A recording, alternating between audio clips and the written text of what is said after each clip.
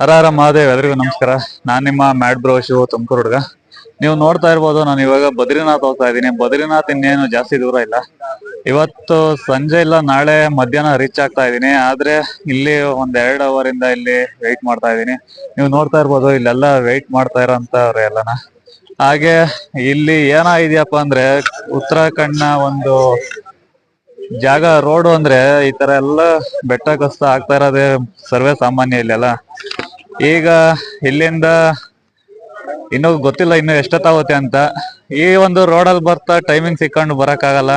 ಯಾಕಪ್ಪ ಅಂದ್ರೆ ಈ ತರ ಬೆಟ್ಟ ಕುಸ್ತ ಆಗ್ತಾ ಇರುತ್ತೆ, ಅವಾಗ ಒಂದು ಟೈಮಿಂಗ್ಸ್ ಕೂಡ ಇರುತ್ತೆ.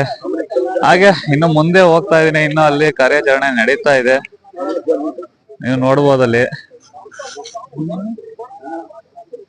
ಇನ್ನು ಅಲ್ಲೊಂತವ ಬೇರೆ ಬೆಟ್ಟ ಕಷ್ಟ ಆಗಿದೆ, ಲ್ಯಾಂಡ್ ಸ್ಲೈಡಿಂಗು. ಓಕೆ,